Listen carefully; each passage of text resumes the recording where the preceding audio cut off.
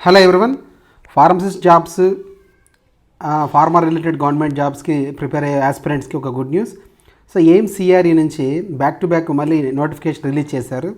Pharmacist పోస్టులు, assistant research officer and research assistant.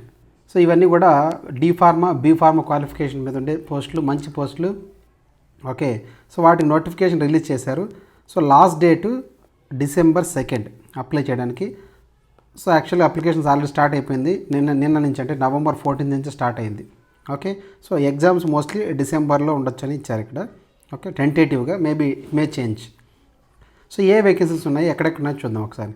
So టోటల్గా 35 pharmacist పోస్టులకి ఇచ్చారు. Okay, pharmacist grade 2, dispensing attendant, store keeper.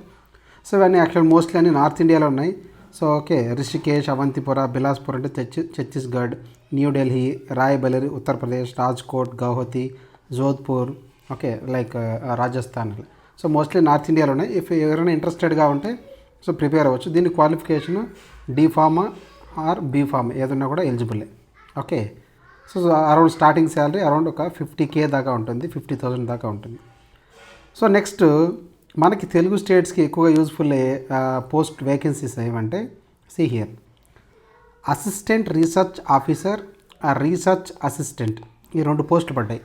ఎక్కడ అంటే ఇది Pasteur institute of India. So ఈ పాస్చర్ ఇన్స్టిట్యూట్ ఆఫ్ ఇండియా తమిళనాడులో ఉంటుంది. యాక్చువల్గా తమిళనాడు. ఓకే, సో తమిళనాడులో ఉంటుంది. తమిళనాడులో కూనూర్ అనే ఏరియాలో ఉంటుంది. సో ఇవన్నీ కూడా ఆల్ ఇండియా పోస్టులు కాబట్టి ఈ అందరూ ఎలిజిబులే. ఇక్కడ లోకల్, నాన్ లోకల్ ఏముండదు. తెలుగు స్టేట్స్ కూడా అప్లై చేసుకోవచ్చు హ్యాపీగా. సో ఇది మోస్ట్లీ వ్యాక్సిన్స్ని అలా ప్రొడక్షన్ చేస్తుంది.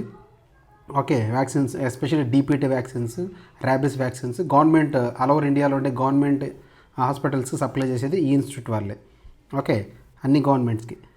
సో ఇక్కడ అసిస్టెంట్ రీసెర్చ్ ఆఫీసర్ 5 పోస్టులు ఉన్నాయి.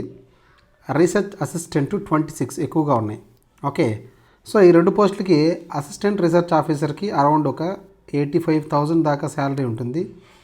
రీసెర్చ్ అసిస్టెంట్కి అరౌండ్ ఒక 75,000 దాకా శాలరీ ఉండొచ్చు. ఓకే, సో మంచి పోస్టులు. సో దీని క్వాలిఫికేషన్ చూద్దాం ఒకసారి. సో ఇక్కడ assistant research officer. Okay, so ఇక్కడ Pasteur institute of India age limit 30 years అని ఇచ్చారు.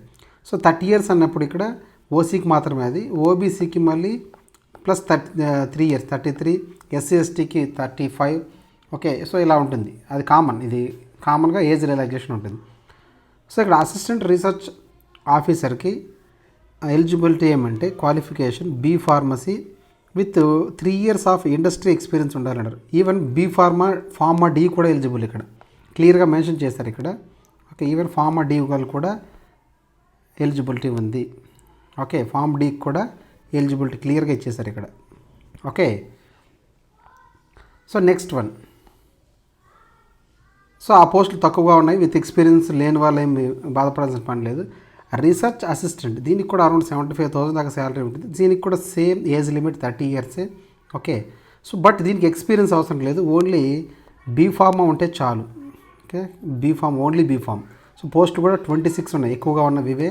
సో ఎక్స్పీరియన్స్ అవసరం లేదు, ఎవరైనా అప్లై చేయొచ్చు. ఓకే, సో మంచి పోస్టులు, అప్లై చేయండి, central government jobs. Okay, so last date August 2, December వరకు ఉంది, December 2 వరకు ఉంది. ఓకే, సో ఈ అప్లికేషన్ ఎలా వేయాలి, అప్లికేషన్ ప్రాసెస్ ఏంటి, దీనికి సంబంధించి ఇంకొక వీడియో చేస్తాను. ఓకే, సో ఆ వీడియోలో క్లారిటీ ఇస్తాను. Okay, I hope helpful.